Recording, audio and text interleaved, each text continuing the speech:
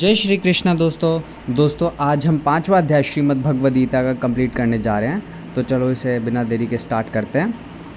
अर्जुन ने कहा, हे कृष्ण, पहले आप मुझसे कर्म त्यागने के लिए कहते हैं और फिर भक्तिपूर्वक कर्म करने का आदेश देते हैं। क्या आप अब कृपा करके निश्चित रूप में मुझे बताएंगे कि इन दोनों में से कौन अधिक लाभप्रद है? श्री कृष्ण बोले, मुक्ति के लिए तो कर्म का परित्याग तथा भक्तिमय कर्म दोनों ही उत्तम हैं, किंतु इन दोनों में से कर्म के परित्याग से भक्ति युक्त कर्म श्रेष्ठ है। जो पुरुष ना तो कर्म फलों से घृणा करता है और ना ही कर्म फल की इच्छा करता है, वह नित्य सन्यासी जाना जाता है। हे महाबाहु अर्जुन, ऐसा मनुष्य समस्त द्वंद्वों से रहित होकर भवबंधन को पार कर पूर्णतया मुक्त हो जाता है। अज्ञानी ही भक्ति को भौतिक जगत के विश्लेषणात्मक अध्ययन से भिन्न कहते हैं। जो वस्तुतः ज्ञानी है वे कहते हैं कि जो इनमें से किसी एक मार्ग का भली भांति अनुसरण करता है वह दोनों के फल प्राप्त कर लेता है। जो यह जानता है कि विश्लेषणात्मक अध्ययन द्वारा प्राप्य स्थान भक्ति द्वारा भी प्राप्त किया जा सकता है और इस तरह जो सांख्य योग तथा भक्ति योग को एक समान देखता है वही वस्तुओं को यथारूप में देखता है। भक्ति में लगे बिना केवल समस्त कर्मों का परित्याग करने से कोई सुखी नहीं बन सकता, परंतु भक्ति में लगा हुआ विचारवान व्यक्ति शीघ्र ही परमेश्वर को प्राप्त कर लेता है।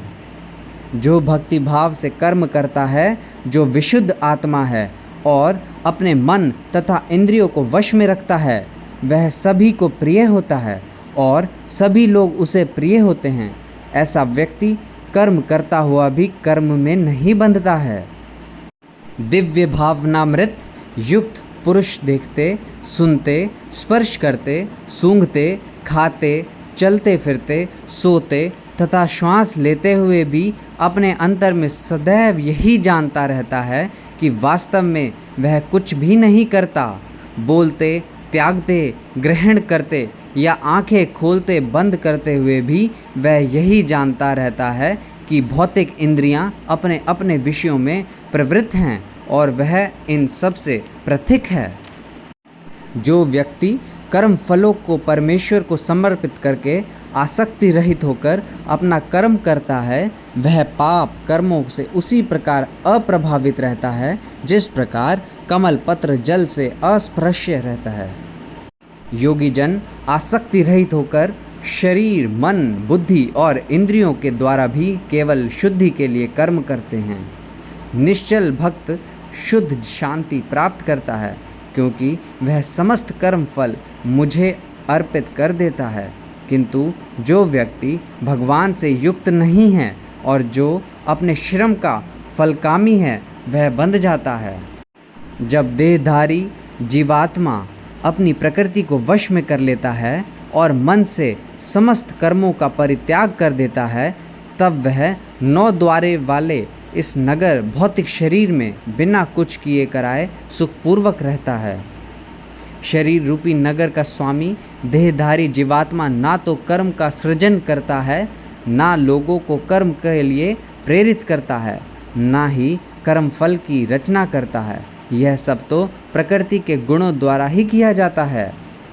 परमेश्वर ना तो किसी के पापों को ग्रहण करता है ना पुण्यों को, किंतु सारे देहधारी पुरुष उस अज्ञान के कारण मोहग्रस्त रहते हैं जो उनके वास्तविक ज्ञान को आच्छादित किए रहता है।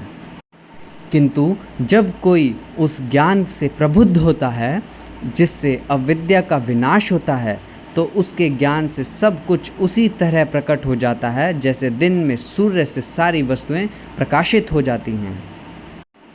जब मनुष्य की बुद्धि, मन, श्रद्धा तथा शरण सब कुछ भगवान में स्थिर हो जाते हैं, तभी वह पूर्ण ज्ञान द्वारा समस्त कल्मश से शुद्ध होता है और मुक्ति के पथ पर अग्रसर होता है।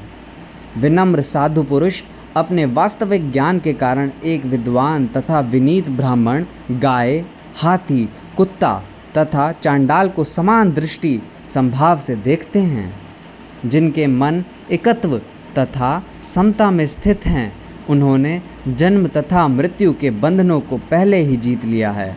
वे ब्रह्मा के समान निर्दोष हैं और सदा ब्रह्मा में ही स्थित रहते हैं।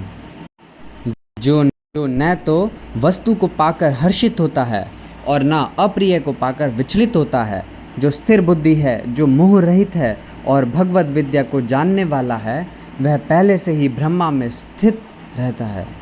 ऐसा मुक्त पुरुष भौतिक इंद्रिय सुख की ओर आकृष्ट नहीं होता, अपितु सदैव समाधि में रहकर अपने अंतर में आनंद का अनुभव करता है। इस प्रकार स्वरूप सिद्ध व्यक्ति पर ब्रह्मा में एकाग्रचित होने के कारण असीम सुख भोगता है। बुद्धिमान मनुष्य दुख के कारणों में भाग नहीं लेता, जो कि भौतिक इंद्रियों के संसर्ग से उत्पन्न होते हैं।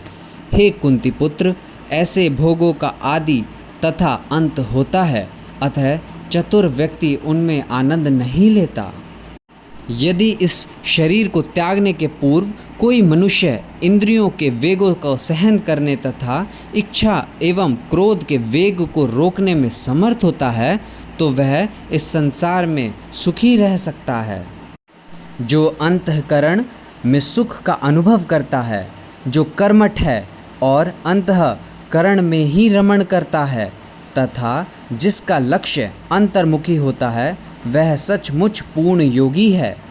वह पर ब्रह्मा में मुक्ति पाता है और अंत तो गत्वा ब्रह्मा को प्राप्त होता है। जो लोग संशय से उत्पन्न होने वाले दैत से परे हैं, जिनके मन आत्म साक्षात्कार में रत हैं, जो समस्त जीवों के कल्याण कार्य करने में सदैव व्यस्त रहते हैं और जो समस्त पापों में रहित हैं, वे ब्रह्मा निर्वाण मुक्ति को प्राप्त होते हैं। जो क्रोध तथा समस्त भौतिक इच्छाओं से रहित है, जो स्वरूप सिद्ध आत्म संयमी है और संसिद्धि के लिए निरंतर प्रयास करते हैं, उनकी मुक्ति निकट भविष्य में सुनिश्चित है। समस्त इंद्रिय विषयों को बाहर करके, दृष्टि को बोहों के मध्य में केंद्रित करके, प्राण तथा अपान वायु को नथुनों के भीतर रोक कर और इस तरह मन, इंद्रियों तथा बुद्धि को वश में करके जो मोक्ष के लक्ष्य बनाता है, वह योगी इच्छा, भय तथा क्रोध से रहित हो जाता है। जो निरंतर इस अवस्था में रहता है, वह अवश्य ही मुक्त है। मुझे समस्त यज्ञों तथा तपस्याओं का परम भोक्ता, समस्त लोकों तथा देवताओं का परमेश्वर एवं समस्त जीवों का उपकारी एवं हितैषी जानकर मेरे भावनामृत से पूर्ण पुरुष भौतिक दुखों से शांति लाभ करता है। सो दोस्तों, आज हमने 5वां अध्याय यहाँ पर कंप्लीट कर लिया है। श्रीमद् भगवद गीता के हम 5 अध्याय कवर कर चुके हैं। तो अगर आपने 5वां अध्याय की वीडियो नहीं देखी है तो आप उसको मेरे चैनल पे जाकर देख सकते हैं। मैंने सारी वीडियोस डाली हुई हैं। और दोस्तों, अगर आपको चैनल की वीडियोस और ये श्रीमद् भगवद गीता के अध्याय अच्छे लग रहे हैं तो वीडियो को लाइक ज़रूर कर देना और चैनल को सब्सक्राइब भी कर देना। ओके जी, जय श्री कृष्ण दोस्तों, मिलते हैं अगले 6ठे अध्याय में।